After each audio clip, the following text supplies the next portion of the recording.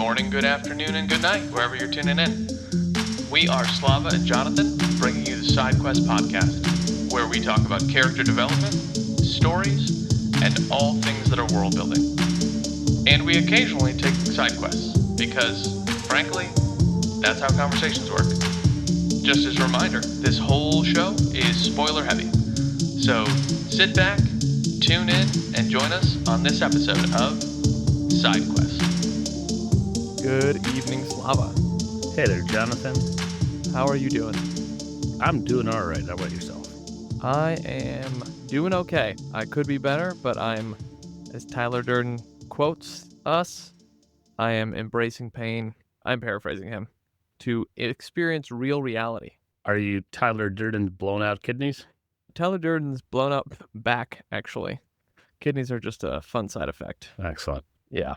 If you haven't guessed already, we are reading Chuck Palahniuk. Well, Palahniuk? I think it's Palahniuk. If I'm channeling my inner Ukrainian, and this guy is a fellow Ukrainian, it's Palahniuk. All right. I know we do this every time, but we are reading Chuck Palahniuk's classic book, Fight Club, written in 1996, which later, but not much later, became a hit movie in 1999 that blew the male population by storm. It was the original Barbie movie, if you will. But for men. But for men, right, yeah. I didn't think I had to say that twice, but thanks for clarifying. Thanks for clarifying that, Slava. You're welcome. That's what I'm here for. Yeah. I'm here as the narrator, helping you along your journey to self-discovery. Your side quest's throbbing heart? Yes, I am Tyler Durden's side quest throbbing heart. No. Just side quest's throbbing heart. There you go. Yeah. This book. It's a book. Thank you. I am aware that it's a book. I'm going through it right now, actually, in case that was unclear. This book arc will be 3 episodes. Episode 1, which you're listening to, is chapters 1 through 15. Episode 2 is chapters 16 through 30. And episode 3, per usual, will be our guest episode, and we will be having Jess on. The all-familiar Chuck Palahniuk, master extraordinaire. That she is. But only a quick correction. We won't get into the actual plot or any plot points in detail until part 2. And then with Jess, we'll do kind of just an overall reflection. Or maybe we'll just start talking and see where the episode with Jess goes. Part 2, next episode, is where we will get into the plot in more detail. But that's it. Anyway, as we set off in today's side quest, be sure to hit that subscribe button so you never miss an episode. So, Fight Club is the debut novel of American author Chuck Palahniuk. And as Jonathan mentioned earlier, 3 years later, American filmmaker David Fincher directed the film adaptation starring your one and only Brad Pitt as Tyler Durden and Edward Norton as the narrator and the beloved Helena Bonham Carter as Marla Singer. Fight Club is a contemporary work of literary fiction that contends with masculinity, materialism, consumer culture, and modern disillusionment.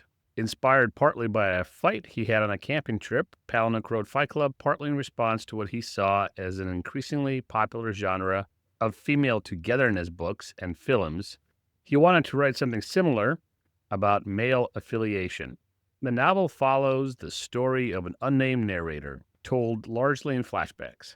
Struggling with insomnia, the narrator finds solace in attending support groups for terminal illness, where he can cry and finally fall asleep. The piece is disrupted by Marla Singer, a fellow imposter, leading to his insomnia's return.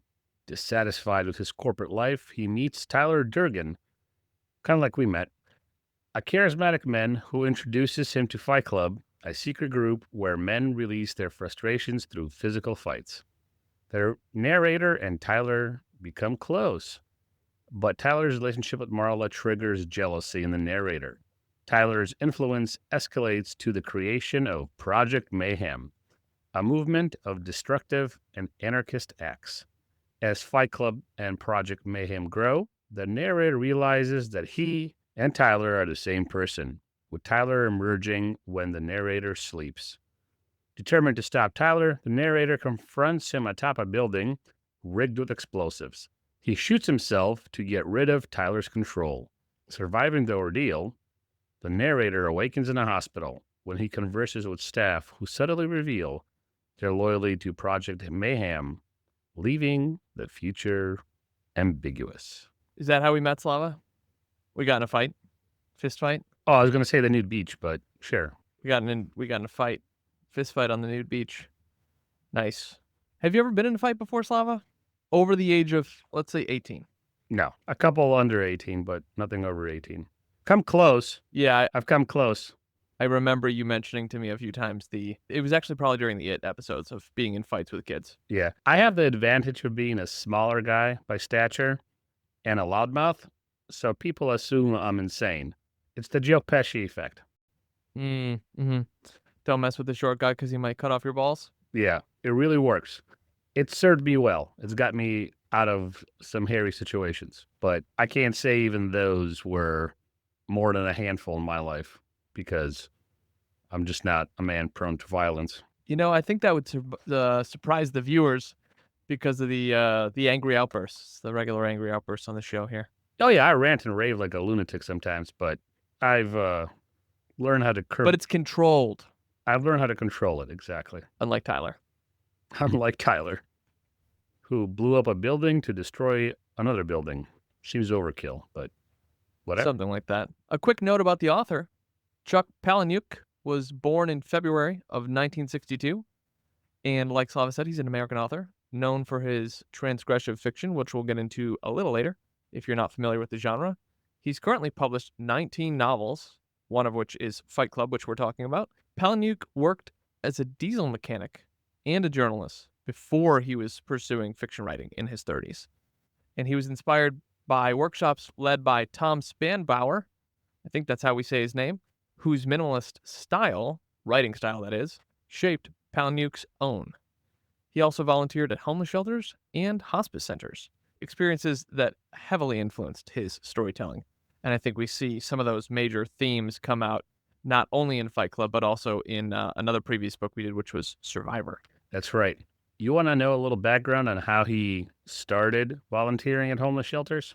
Lay it on me. All right. So I saw an interview with him, and he was talking about a point in his life where he was really depressed, and things were just coming undone in his life.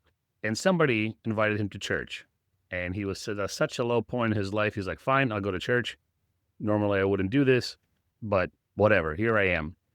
And at church, this was around Christmas time, I think. This is where my memory gets fuzzy. It was either Christmas time or some other big event where he pulled off either an ornament or he pulled something out of a hat, and he had to do the thing that was on the card attached to the ornament or the card in the hat. Sorry, Chuck, if I'm butchering this part of the story. The point that stuck with me was the thing that he pulled out said, take a hospice person on a date. So a person who's about to die or is soon about to die, take him on a date. Or her. So he went to a hospital or wherever you find hospice folks, and he started hanging out with them. And most of them said, I don't want a date. Don't take me to a restaurant. I don't need any movies. I'm in pain. I'm dying. Please drive me to my Appointment probably or something? appointment help group, support group. And Yeah. so he would drive these folks to support groups, and people there assumed that he was also suffering from whatever the support group was trying to help the people. And he didn't have the heart to tell them, no, I'm just here with Bob, bitch tits over here. And I don't have the testicular cancer or whatever, right? I'm pulling that out of a book. But it was another example he gave. Book. Yeah, this book specifically. It was another example that he gave. But that definitely got pulled into the story. That's how he got involved with hospice and homeless shelter folks. Church, huh? I mean, Church. that gives Survivor some more context. You didn't mention that when we did that episode. I didn't because it had nothing to do with Survivor. This was him telling people specifically how he ended up writing Fight Club. What kind of prompted it was this event in his life where he was just broken and upset and at wit's end. you could say. Mm-hmm. He was at a really low place, right? And then he started doing this hospice ministry alongside with some of the other stuff we'll get into and what you already mentioned, I think. That's what Fight Club came out of. And that's why it's so late in his career, even in his life, to start writing. I mean, we covered a couple of authors that did this, where they didn't break out until they were 30. But that's a little peek behind the curtain of Mr. Palahniuk here. That's interesting. I mean, you definitely did way more research than I do, so that didn't come up when I was poking around. Yeah, no, I literally Googled Chuck Palahniuk, why he wrote Fight Club, and 10 things. That makes my research sound so lame, because if you literally research that one sentence, it's like, well, what did he do then? Well, and I found interviews. I didn't go to lame blogs. I'm not accusing you of this. I didn't go to some lame blog or a Wikipedia page, although I Cool. used that too. Cool. But- Not quoting anything that I looked up. Thanks, Slava. Yep. But I went to a YouTube video that had him talking. It was just his voice, him, Sounds like fake news. CNN, or another one. I don't know. No, I'm kidding. I don't care. They all suck. Cable TV news is a blight on humanity. PBS. He was on PBS talking about Fight Club, Yeah. telling you to donate to Grandma's, Sesame Street. It was that weird Mr. Rogers episode where he talked about transgressive fiction. Oh, yeah, I remember that one when I was growing up. Good Lord. All right, well, let's bring us back here. What's the world on where the train goes into Mr. Rogers? Oh. I just think it's the neighborhood. Yeah, okay. Neighborhood. That's where Lamb Chop and the King got into a humongous fist fight. Beat Yes. the owl to death. Oh, my gosh. No, I'm kidding. You're ruining people's childhood one sentence at a time, just one after the other. But do you want to explore a little bit more about the idea behind Fight Club? I do.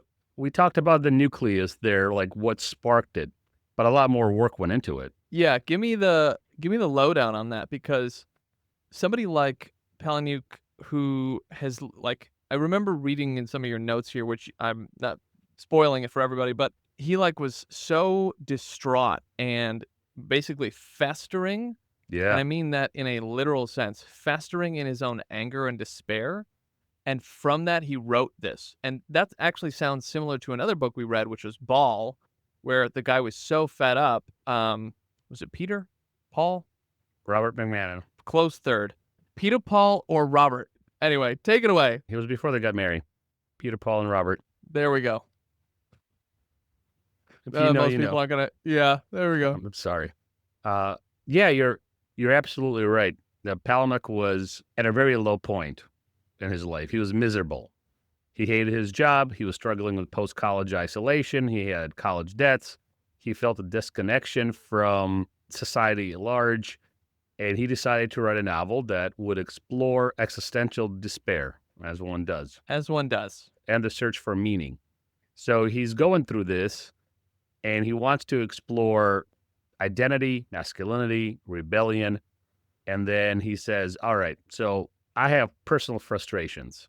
I feel isolated. I see this support group world to which I am driving these folks that I'm supposed to be helping. I'm volunteering with them.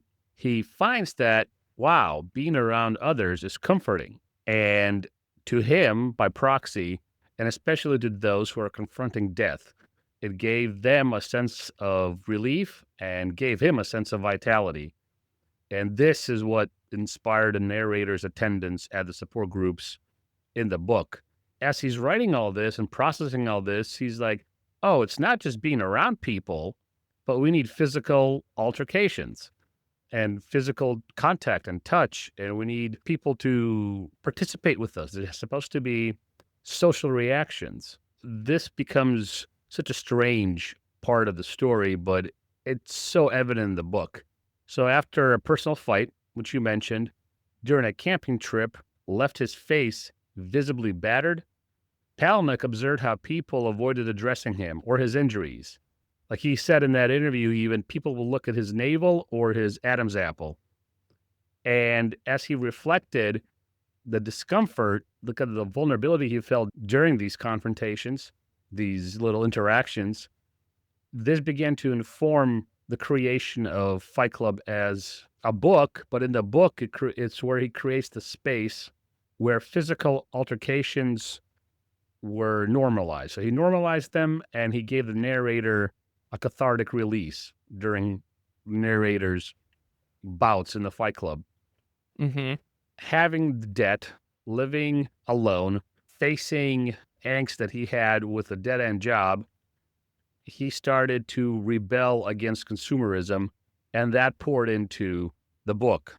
The book has been analyzed by 10,000 people, and almost all of them say that Palahniuk has criticized consumer-driven identity. And if you watch the movie, it's the IKEA furniture. And if you read the book, it's all the fancy, high-end stuff that he has, even like gadgets. And then he names them in the book, just like American Psycho, Bateman. He does the same thing. And as that's coming together, he also is looking at the fact that there is a lack of male social narratives. He notes in this interview and a couple others the scarcity of stories addressing male bonding and emotional struggles, unlike the abundance of narratives for women. So Fight Club for him became a counter narrative, providing space for male vulnerability, empowerment, and the quest for male identity. Not just him, though. I mean, this thing blew up in the 1990s It did. and early 2000s, which I think should be, not to, derail us too much, but I think that is a really telling thing, that there's a large group of people, i.e. the male population, who feels left out from, to quote you, the zeitgeist, if you will, of all the things going on. And I'm just kind of thankful that they're not all as angry as Robert and Chuck. He finds himself in this place, in the zeitgeist, as we all do, but there's a disconnect. And he hears, this is me paraphrasing him, he hears this cacophony from the society, and he's trying to structure it. He's trying to structure the chaos. That's why Tyler Durden is trying to seek structure through chaos.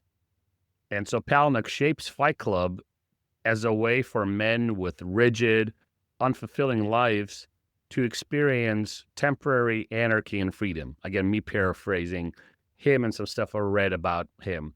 So he explores masculinity in this book. He explores secondary father figures, which Tyler Durden is to him, like a mentor, offering guidance and empowerment. But Tyler is also offering chaos and destruction. But just like with Survivor, there's a critique of nihilism. He explores nihilism as an attractive but ultimately flawed philosophy, especially for disillusioned men and youth. He kind of contrasts it with the need for growth and maturity. And we kind of see that in the narrator, but we're not sure if he gets to the end. And finally, this is Palahniuk's way to reflect on the culture that he found himself in while he was writing this book. As you said, it blew up, and it resonated with a cultural need for consensual rough play, if you will. If we were going to wax philosophical, mentorship, psychological empowerment for men. It's him trying to address aspects of the male identity that were neglected in contemporary narratives, or young men didn't even experience it in any meaningful way. So ultimately, Fight Club is born out of Palahniuk's struggles, his observations, what he sees as societal gaps, and he wanted to create, again, me paraphrasing, a proactive narrative that challenged traditional norms. That's the transgressive part of it, but also sparked deeper conversations about male identity and purpose. For a short book, I think he packs in a lot of stuff. Just a quick reminder for listeners, Fight Club was his first published novel, right? And so he hit product market fit, which is what I would call this, where he found some place in the market.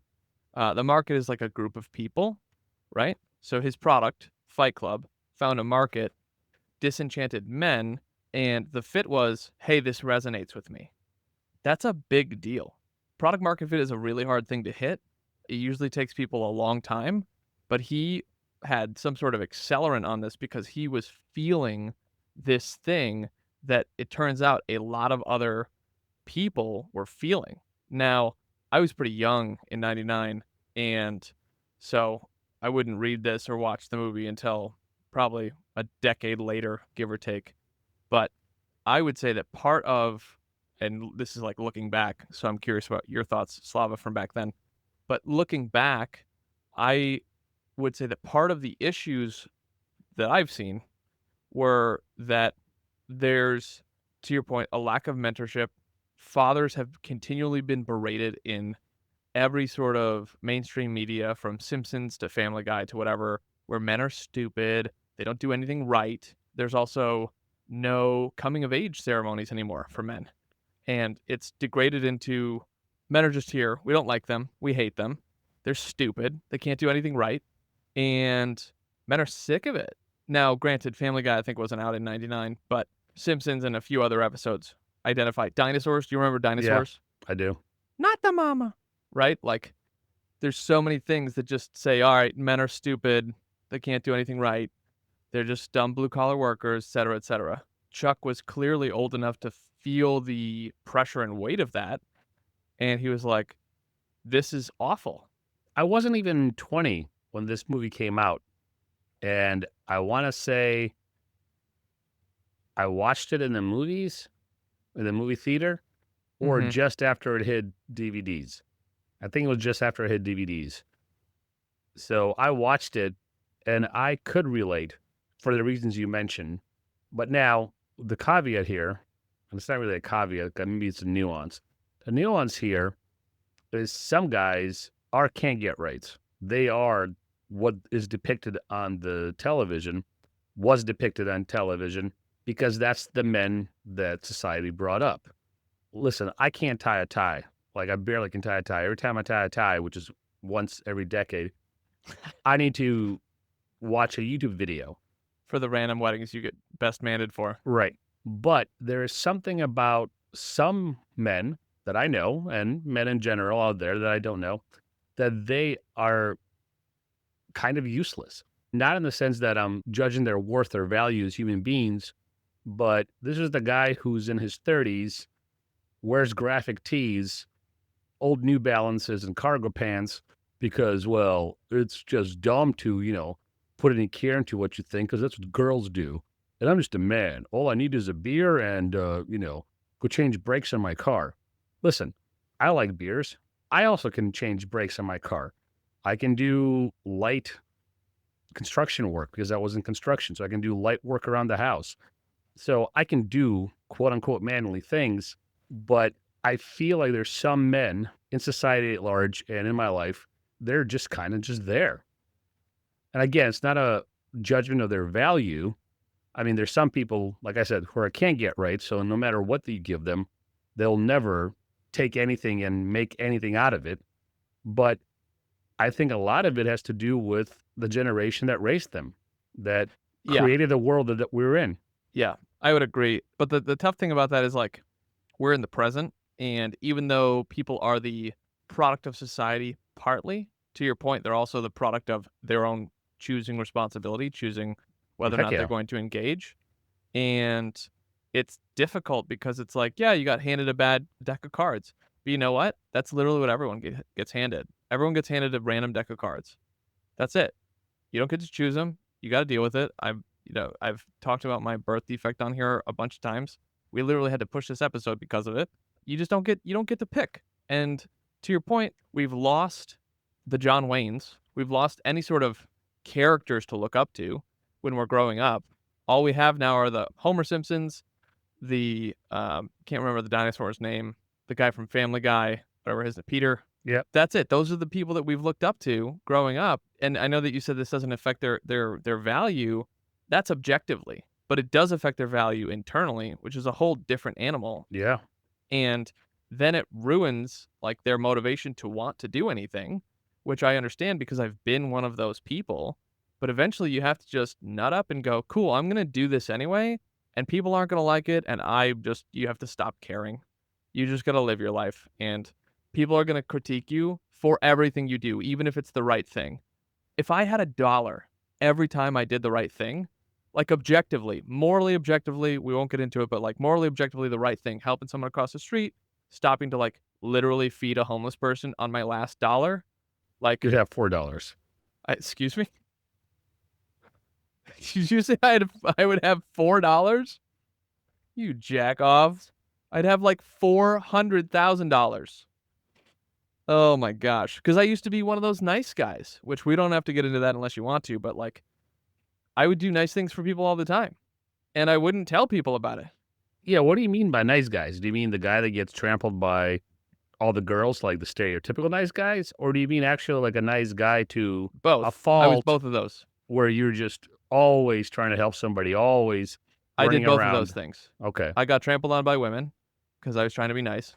And I was always doing nice things for other people.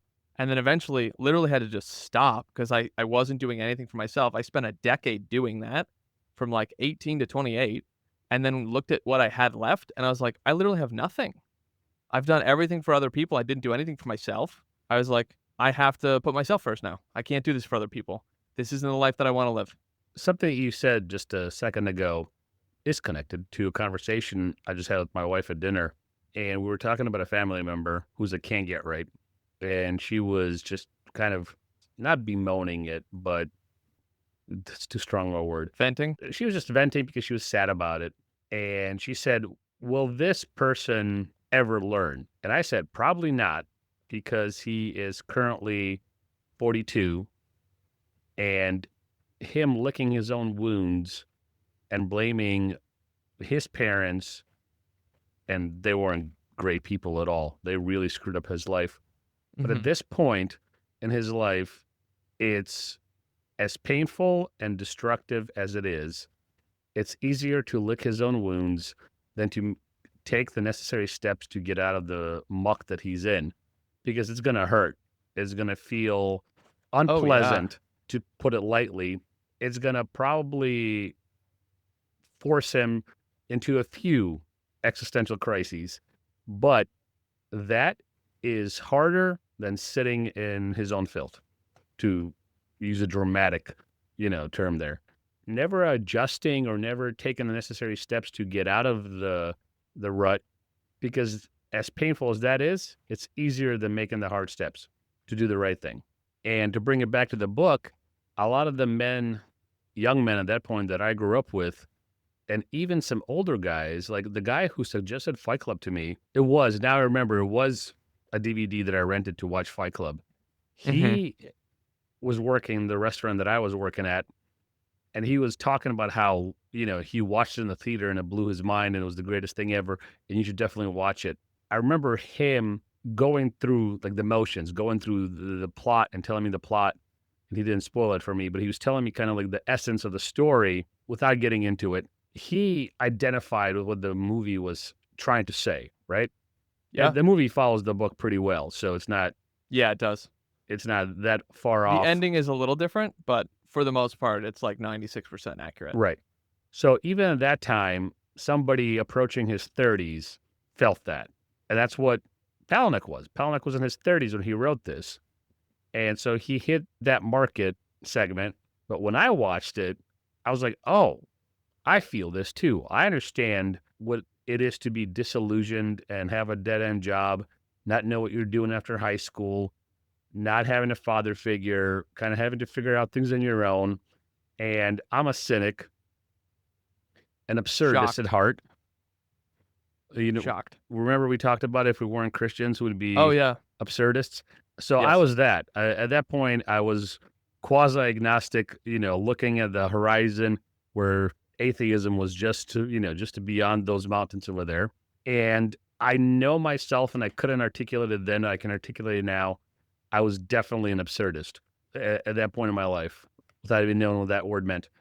That's why I resonated with this book. The movie first. Yeah, I think the movie caught most people first because it's just easier for us to digest than committing to like, you want me to sit down and read a book? I mean, it's got a cool name, Fight Club, but like, why is there a picture of soap on it? I think that we got drawn into the movie first, a lot of us, and then hit the book afterward like, oh, hey, movies and books are usually different. Let me see what the differences are. But it's pretty close. Yeah. It's pretty close. To end this note, before we move on and get back into the book, what do you think is the remedy for this pressure and weight that men feel from society? I honestly think the biggest contributor to this problem is the lack of heroes and people we can live up to, those second fathers. Like for me, That's a good term. I didn't have a father, so I had a lot of second fathers. And another guy that worked at this restaurant, he was sort of like a big brother, second father to me. And I had a few teachers throughout my life, even as young as second grade, and definitely in seventh and eighth grade, a history teacher, because by that point, dad was dead. And then this guy at the restaurant and a few others since then that were older men. We hung out, we were friends, but they really acted like older brothers or second fathers to me, the same way King did. I've mentioned this in previous episodes. King, through his writing, acted this way towards me without him even knowing that I existed. But his writings substituted another second father for me, if you will.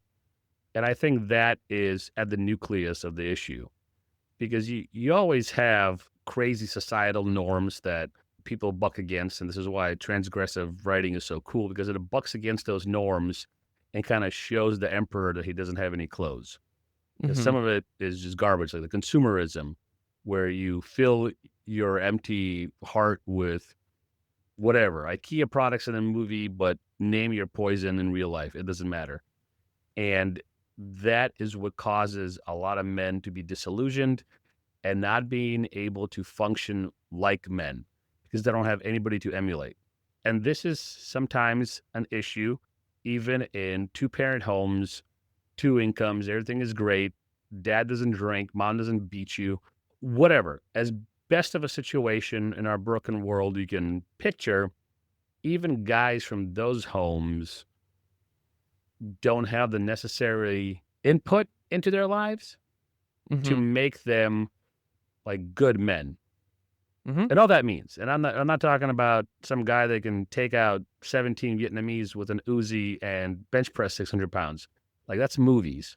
I'm talking about actual manliness, and that doesn't have to be the stereotypical stuff, and it shouldn't be, because that's all silly nonsense. Because I've known book nerds and bookworms with glasses and suspenders that acted more like men than the roided out jackasses at the gym. Yeah, the men that you're talking about, correct me if I'm wrong, is the men that we read in storybooks, like the heroes of old. The I can't remember the guy from Scotland's name. What's the guy from Braveheart? Braveheart. What's his name? William Wallace. Thank you, William Wallace. Guys like him, King Arthur, King David, like Napoleon even. Like, not to say that these guys did no wrong, but when you fight for your country, when you have purpose, and this is my answer to this, is part of the, and I think it ties really well with what you said, where people don't have input anymore from older folks, like older brothers or second fathers. Part of having that input is those people help you figure out purpose and responsibility. And men without responsibility feel like the scum of the earth, because they're like, then why am I even here? Right. And they either do, they do one of two things. To your point, they become the jagoffs at the gym, and they just like abuse women and whatever, or they become the can't do rights, and everything is the society's fault, and both of those are dangerous. It's not a good thing. And so if you've got a man in your life that you, and this is a bit of a side tangent, but that you have not told him that you appreciate him, whether you're a guy or a gal, whatever, whoever you are, go tell that person you appreciate them. I tell this to my wife all the time. I'm like, men never get compliments, ever. And she's like, really? And I was like, oh yeah, we could probably list them on one hand, the number of times we've gotten compliments in our lives, right? Like, we just don't get them very often. Let's say 16 years of age and older. When you're a child, it's different. Oh, good job, Tommy. You did, you went to the bathroom correctly. Nice work. Oh, you did your homework. Nice work. Like, that's different. Yeah. But when you're quote unquote a man, no, you're here to work. And if you're not working, you're worthless. So get out of here. And even if you are working, you're worthless. Right. Pretty much. Uh, And that's kind of the narrator's story too, because he has a job. It's a dead job. all And 17 of them. yeah, all 17 of them. But his real job in the corporate world, which buys him all the nice stuff, doesn't even fulfill him because he always has to manage his dumb boss who doesn't know anything about the product. He has to teach him like the sales pitch for the thing that they're selling, whatever the hell it was. Car returns, Yeah, there you go. Thank you. insurance recalls. That's what Right. it's called. Yep. And even his boss, who is supposed to be above middle management, at least the way I read it, Yeah. doesn't even know the product, doesn't even know what they're selling. So he feels worthless there. Man, the number of times that's happened in my career, and I Oh. know yours. It's like, what am I doing wrong? And the thing is, I know what I'm doing wrong. It's I don't play politic games. Yeah. Well, to me, it's the meme. I see it all over the net recently. I think it's either younger millennials or Gen Z who are putting out this meme. How can a guy or a girl, how can a person who makes 3 times as much as me not understand how to attach a PDF to an email?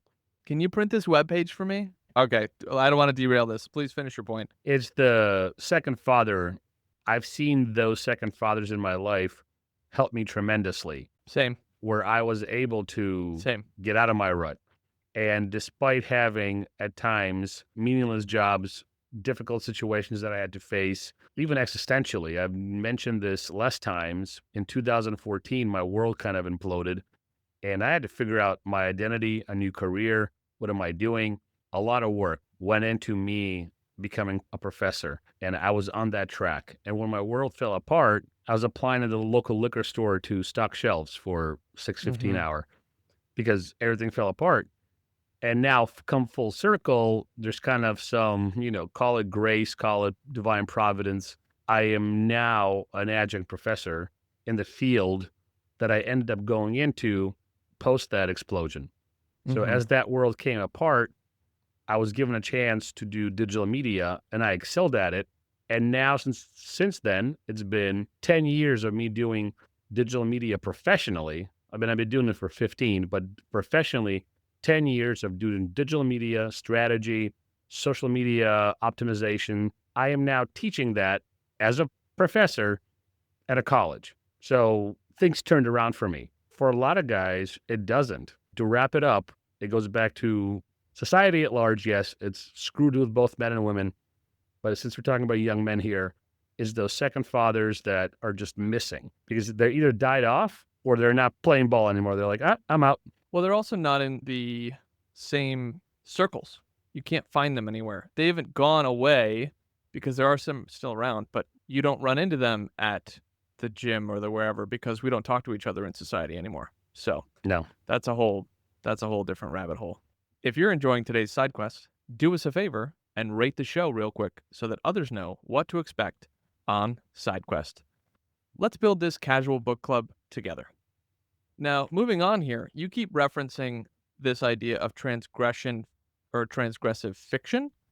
And for those who aren't familiar, because we should have said this earlier, the genre of transgressive fiction focuses on characters who break societal norms, challenge traditional boundaries of morality, law, cultural expectations, and often explore taboo subjects that delve into the themes of rebellion and identity and existentialism, which Fight Club does to a T, Mm-hmm. or should I say F. Can you give us the lowdown, the Slava's dissertation, but keep it short, of why you love transgressive fiction, how it applies to Fight Club, the things that you see, and then the benefit of transgressive fiction to society? Well, the term transgressive fiction began gaining traction in the late 20th century. I want to say like the 60s, where it started popping up as a thing that people use, a label. It starts popping up as a label. And it's used to describe books, like you said, that depict a taboo subject, but also sought to critique and destabilize societal norms. And that's what I love about it. For me, the challenge to traditional boundaries as it relates specifically to cultural expectations is why I love transgressive fiction. when the themes of identity and existentialism come up, that's where I am in my zone. I love that kind of fiction because where it tries to challenge boundaries of morality as someone who has my worldview, I think there's objective truth, which means there's objective morality. That doesn't make me a prude, and I'm not offended by transgressive fiction where it pushes those boundaries or critiques religion. I'm okay with that. But where I am enticed by this genre is the cultural expectations, identity, and existentialism as it's explored. That's where it gets me. I love it. Back to the definition. There's a woman who I found in my research. Her name is Coco de Hont, and she is an independent scholar from the UK. She does PhD level work on transgressive fiction. So she's done an expose, if you will, a dissertation on Marilyn Manson, which was more like a journal article, not really a dissertation, but she has a book that's called Extreme States, The Evolution of American Transgressive Fiction, 1960 to 2000. And the first 30 pages of it, and that's all I read, has to do with Chuck Palahniuk and his book, Fight Club. And for her, Palahniuk is a face or was a face of transgressive fiction because he kind of has mentioned in some interviews where he thinks it's dead already, just like avant-garde art is dead because now everything is avant-garde. And if you talk to some people who really love avant-garde, they say when Andy Warhol kind of went commercial, that's when avant-garde died because then everybody followed suit and everything fell apart.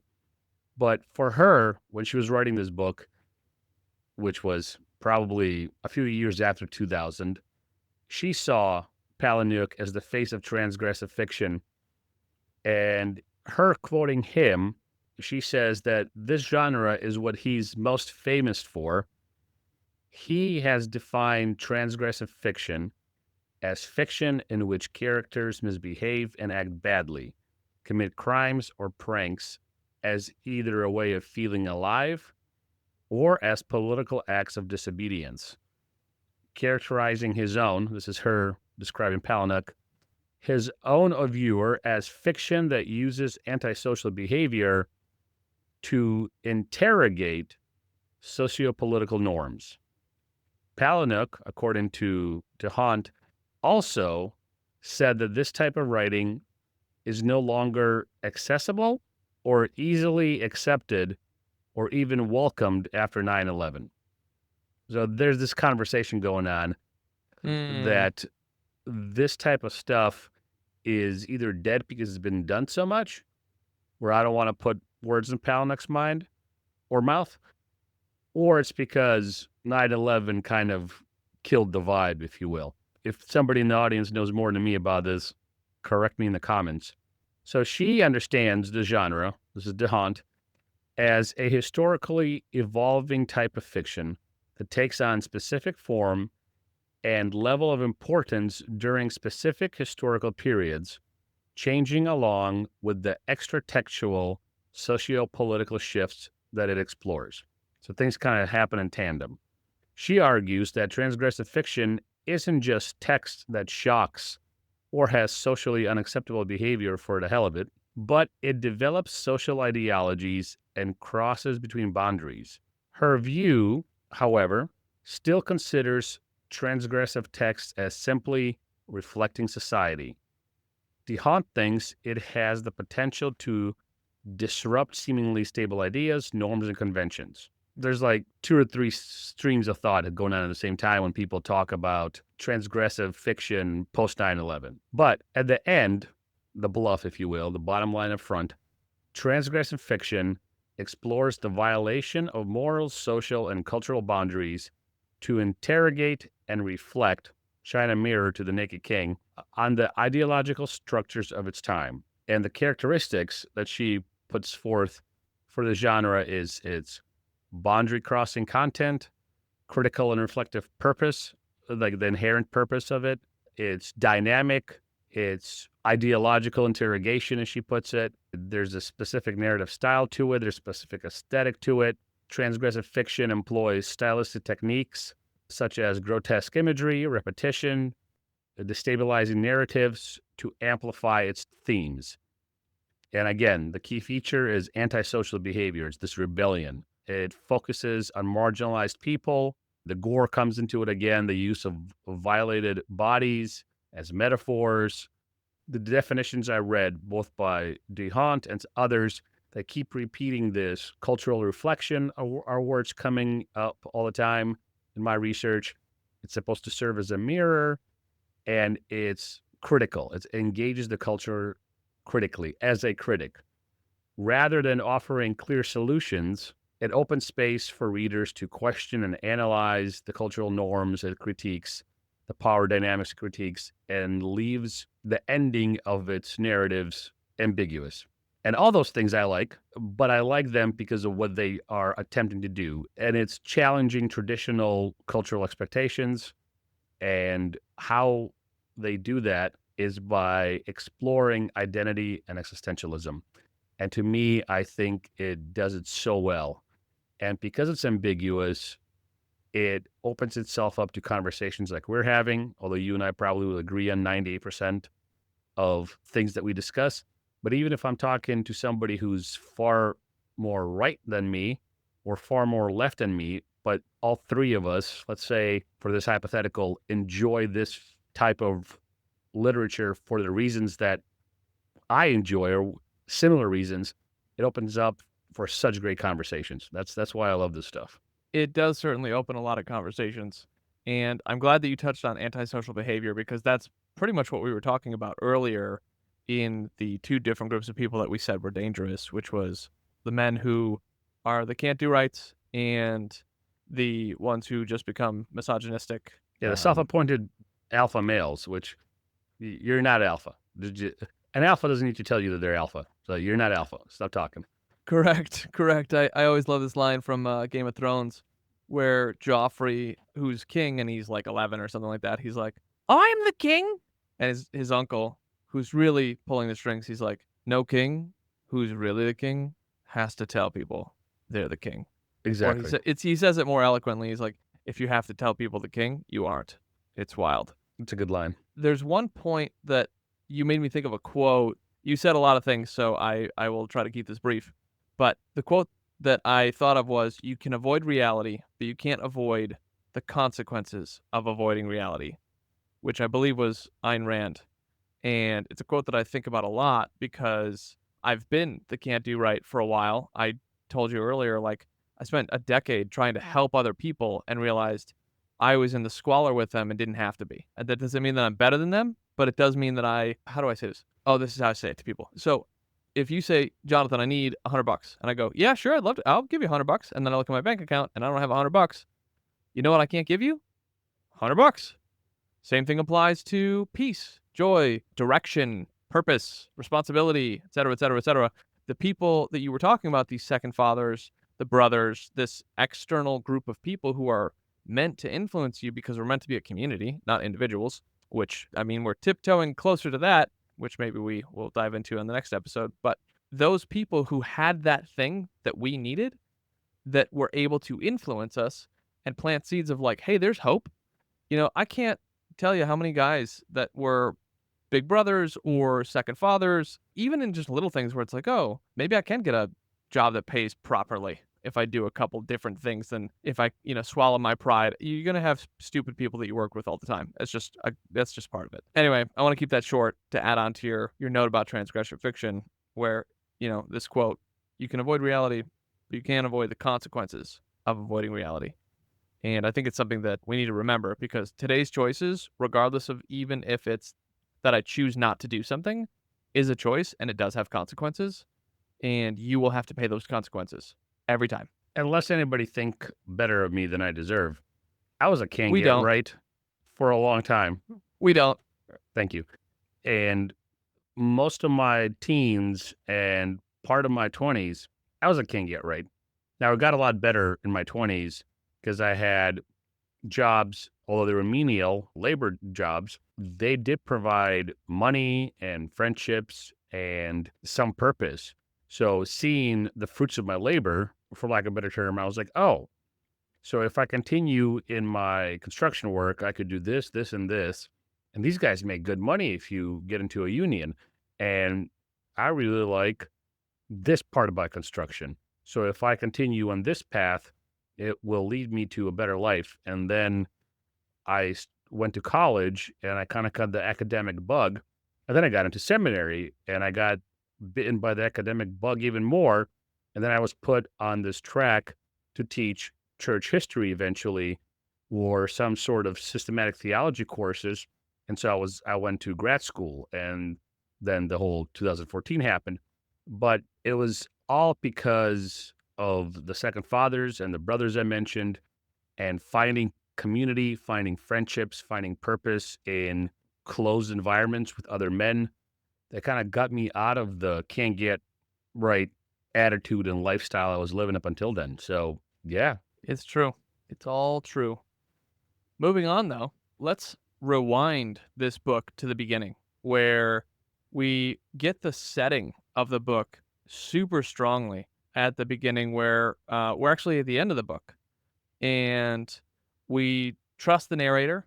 We are shown that dehumanization happens through corporate work, empty materialism, to which you've touched on, and a side of human despair for us to really dig our hands into as we learn about the world of Fight Club. But what were some moments for you in that opening segment, like not even just the first chapter necessarily, but like the first couple chapters, that made the world become believable to you? That's a good question. The fact that it's set in the real world and the way Palahniuk opens up and you're in the middle of this fight, no pun intended.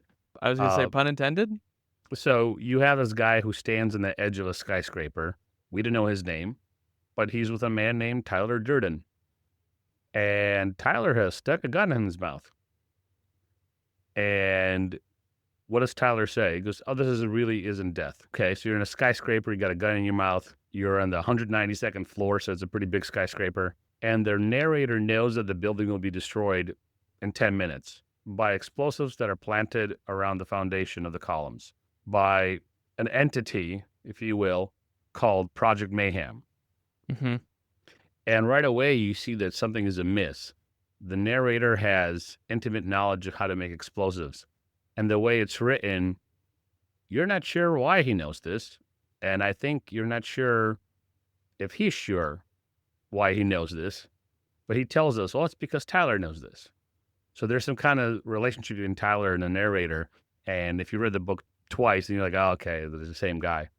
But he and Tyler sees these space monkeys, as they call them, or as the narrator calls them, from Project Mayhem, pushing furniture out of the windows onto the people below. And the narrator knows this, knows the following statement, because Tyler knows this, that their real goal is to topple this building, which is called the Parker Morris Building, onto a nearby museum.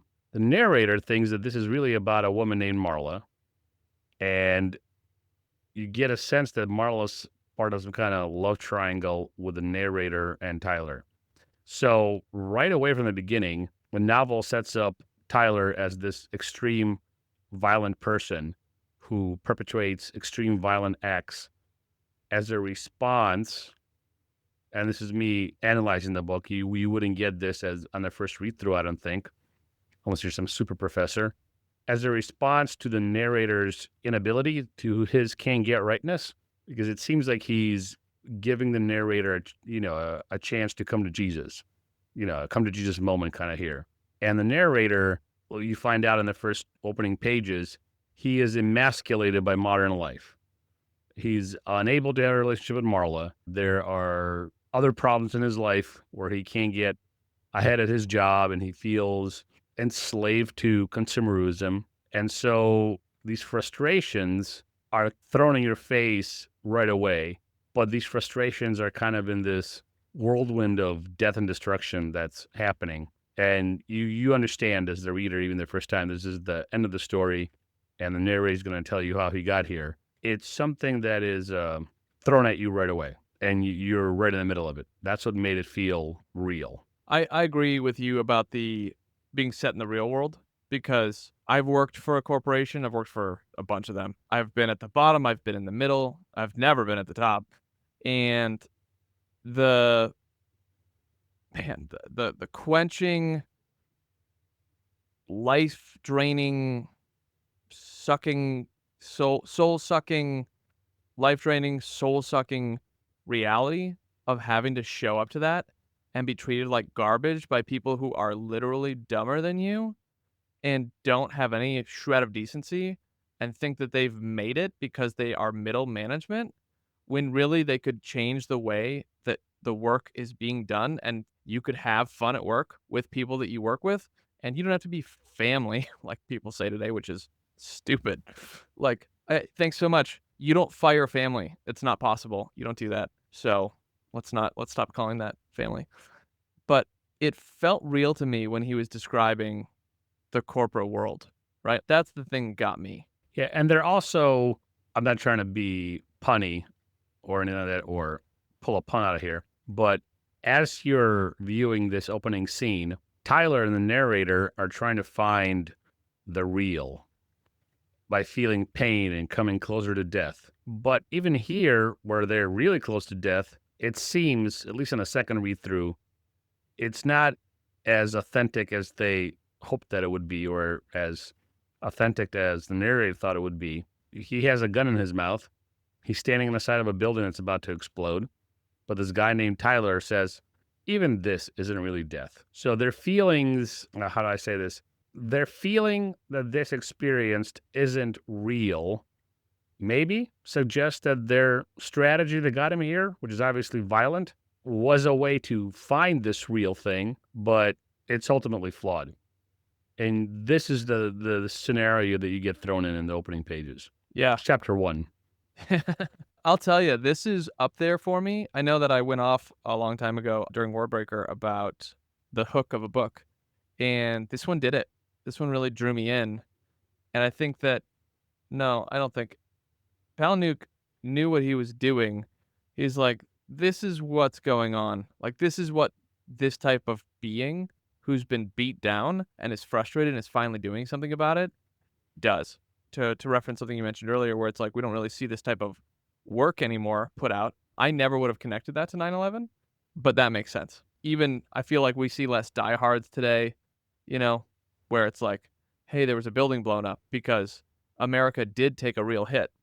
But honestly, I think that we need to have more work like Transgressive Fiction put out on the store shelves, whether that's movies, books, video games, whatever, because it speaks to things that people feel like they're going through. And it also kind of puts a checks and balances in place, right? Where you're challenging ideas. And if we're going to be this quote unquote progressive nation, right? Whatever that's defined as, where we continue to adapt and grow, then we need to challenge all the ideas that we already have. And I'm trying to remember which philosophers talk about this idea of pain, where pain is reality. It's a couple of them. I don't remember which ones. I want to say it's Nietzsche a little bit, and maybe John Locke. Well, according to Cambridge University Press, it's Arthur Schopenhauer that's most closely associated with the idea that pain is reality. Okay. His philosophy supposedly emphasizes the concept of suffering as a fundamental aspect of human experience. Sounds like Jonathan, but it's kind of true. Essentially, he viewed life as inherently filled with pain and struggle. The pain and struggle part, not necessarily inherently filled, honestly reminds me of Viktor Frankl as well, who survived 4 Holocaust camps. Yeah, but Nietzsche also talked about this, but his was more as a critique about religions and metaphysical systems. And I think, if I'm remembering Nietzsche from my associates. It's been a while, yeah. Yeah, I read Nietzsche when I was in my associates program. I think his critique was that religion doesn't offer any valuable insights or solutions to the problem of suffering. Lewis talks about it too. He's got a whole book called The Problem of Pain. Yeah. But anyway. Well, let's move on to some themes. There are a few of them that are in this book. I'll throw out there, and maybe you can talk to it. But I know it's it's one that I think is central to the book, and everybody else who's read it and analyzed it says the same thing. So I think Palahniuk was writing about this, is this consumerism and the modern life and how it can be soul-sucking, specifically how modern society is obsessed with consumerism.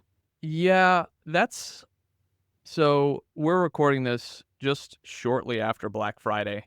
And when I was a kid, Black Friday was what you did. It was fun. You got in line. You saved up your money all year to go buy the latest graphics card or video game or whatever at the steeply discounted rate. Supposedly. And now, supposedly. Well, honestly, I think back in the day they were discounted. Not anymore, but I think that they were previously. At least that's what I want to believe with my hard-earned $45 or whatever it was. But it's honestly sad. And there's times where I ask myself the question, am I trapped in consumerism? Because, like, I just upgraded my computer. Are there ways that I probably could have gotten around that? Yeah. But as a business person, it's like, I want to have the best tool for the job because, man, if you add up all the time it takes for my computer to load and whatever, that's time that I could be working.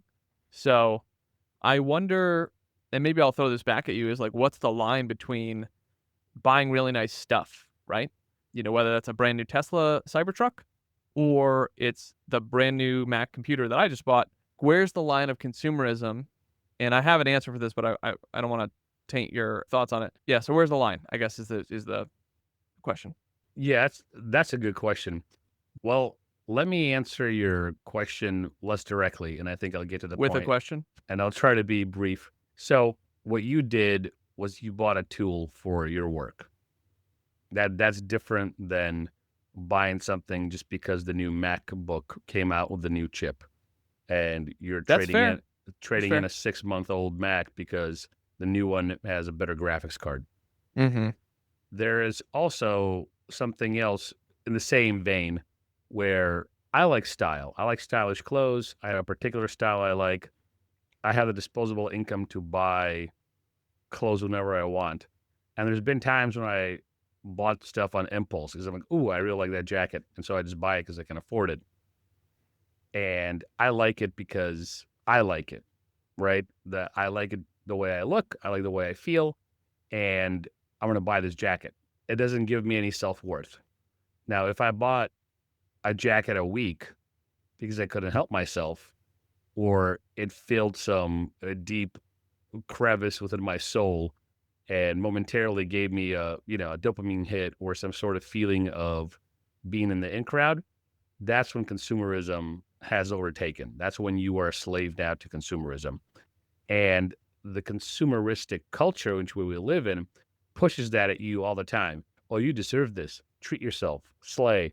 Get yourself a latte. Get yourself a new pair of shoes. Whatever the heck it is. That's the consumeristic part of our culture, and people will get entrapped by that. And they do think that they would never say this about themselves, but they're sometimes like the narrator who's obsessed with furnishing his condo. Yeah. But in the end, it's empty. And so consumeristic culture dehumanizes people. It treats them like objects and leads to a loss of real human connection. Because instead of hanging out with your buddies at a bar or your coworkers at a bar or like going to a ball game or whatever, an event, an opera, instead of hanging out with people and enjoying the world, you try to fill your car, your house, your garage with things. And at the end of the day, sure, maybe you're not $40,000 in debt and maybe you can afford all this stuff because you have an exorbitant amount of disposable income. And then the day, you will need more and more and more stuff to feel less fulfilled. And that's where it is destructive. Can you say that last sentence again? The feel more and more, Yeah. or buy more and more stuff to feel less fulfilled? You buy more and more stuff for supposedly a quick hit of dopamine. You momentarily feel what you wanted to feel or what you need to feel.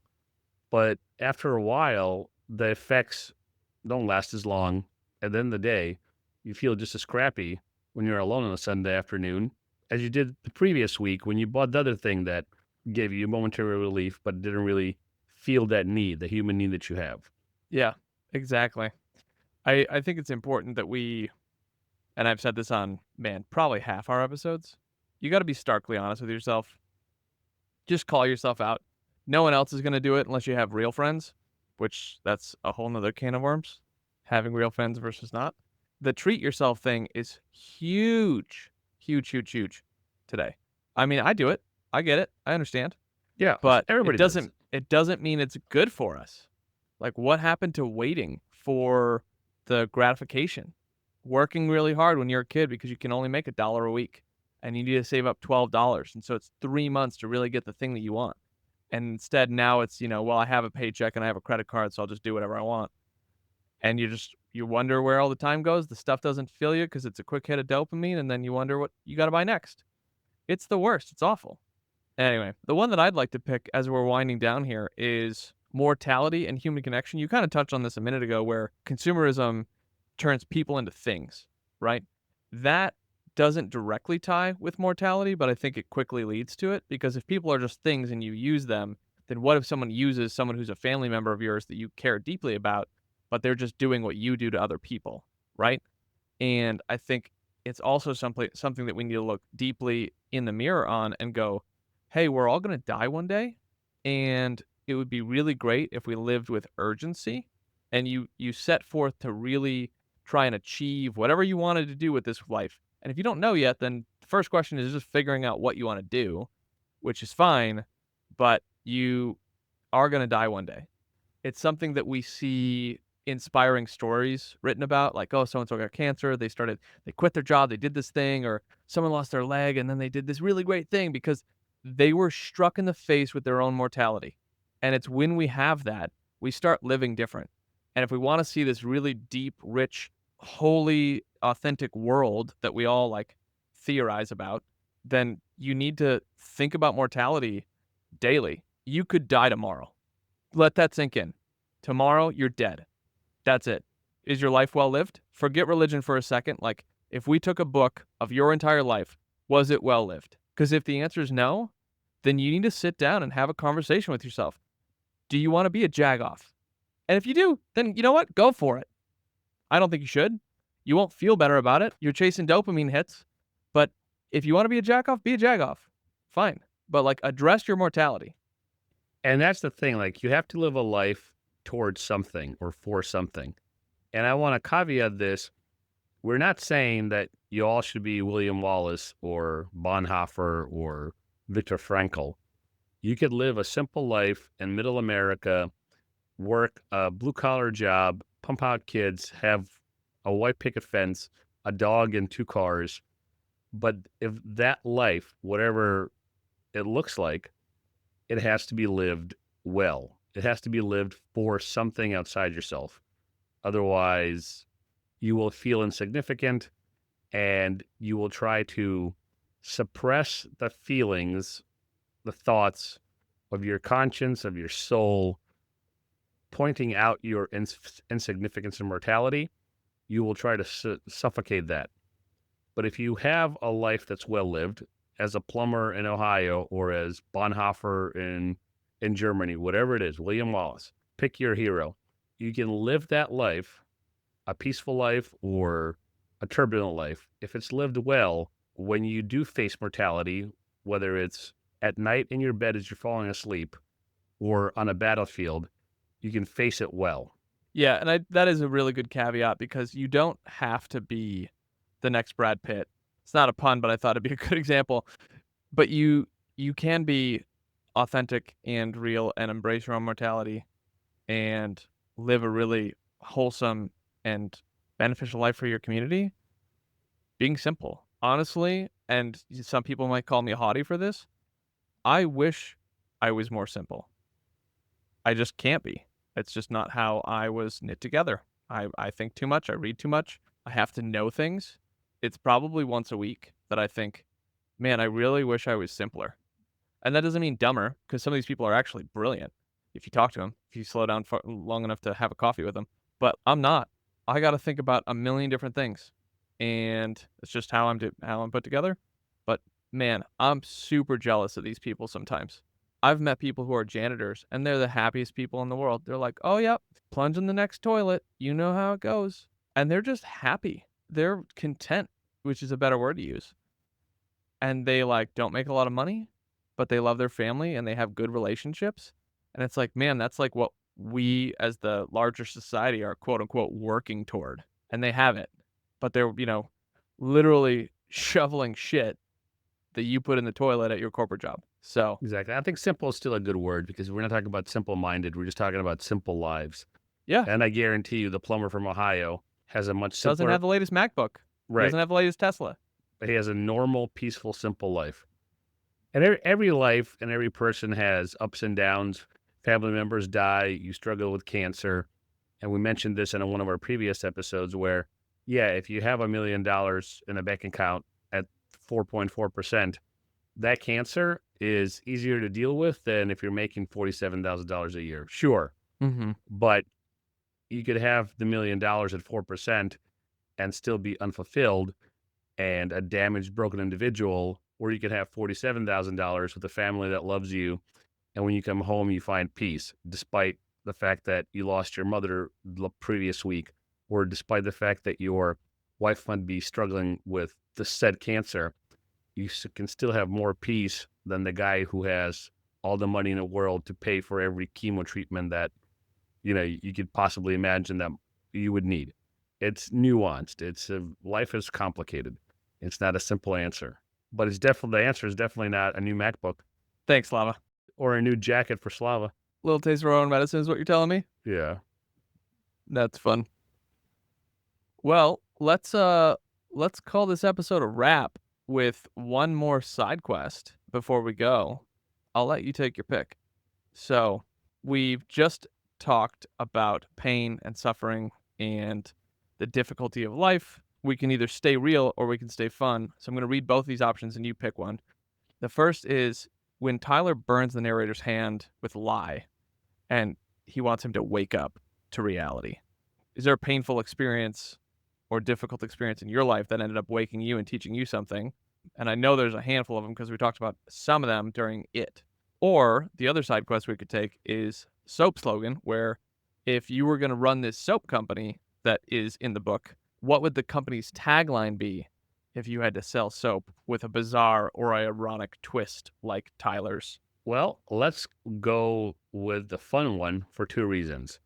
We've talked about some heavy stuff, so let's end on a lighter note. That's a good idea. And number two, we really want to dissect the plot more in the episodes as we go forward in our little endeavor called Side Quest, because I feel like that's where we fail the audience on some of these books where we talk about the plot tangentially or when we talk about one or two things that stood out. So this was a great setup for the book, the genre, the themes that explores, and explore the plot in a deeper way next time and come back to maybe some of the themes again as we do that. But let's end it on something fun. That sounds great. So what would your soap company's tagline be if you had to sell soap with a bizarre or ironic twist like Tyler's? Nice soap, asshole. Okay, Locke. Literally covered this a couple episodes ago when I said that that's who you'd be. You'd be Locke. Yep. So I took the lazy way out, and I told ChatGPT, everything you know about me, I like Norm Macdonald, I like George Carlin, and I like Tom Segura. Write me a name for a soap company inspired by Fight Club, and write me a silly slogan. And so, full disclosure, this is AI generated, but it's kind of fun. It's kind of silly, and I think it's fun only because it's so, what's the word I'm looking for? You know those memes that have no meaning? And meaningless meme is meaningless? This is what this is. So the soap name is Lip Service Soap. And the slogan is, for a clean break from the dirty truth. Mm-hmm. What'd you come up with? I take it you didn't take the lazy man's way out. Well, originally I didn't, and then I thought about it for a minute and decided to do the same thing because I work at an AI-first company, so I'm almost exclusively working out of multiple AI tools at once in my 9 to 5. So my soap company's called Rebel Suds. All right. Laugh it up. Jag off. We'll lather it up. Clean the slate and break the rules. All right. Feels like it lines up. It lines up. Mine is more non sequitur. It doesn't mean anything, but okay. Although I do like lip service soap, especially where they were getting the fat and they were talking about Marla Singer's collagen that she got from her mom. So that one does feel like it hits better than Rebel Suds. There you go. So lip service soap. Clean the slate, break the rules. We'll slap them together, just like Space Monkey. Yeah. Well, and as good space monkeys, we have to go to bed. So we're ready for some mayhem for next episode. Thank you guys for joining us today on this journey. And next time, Fight Club Part 2, where we will, and I'm going to hold us to it, discuss the plot at some length. Before you vanish back to reality, share this episode with your book-loving friends. It keeps the quest alive and helps other book adventurers find their way here. See you next time on SideQuest.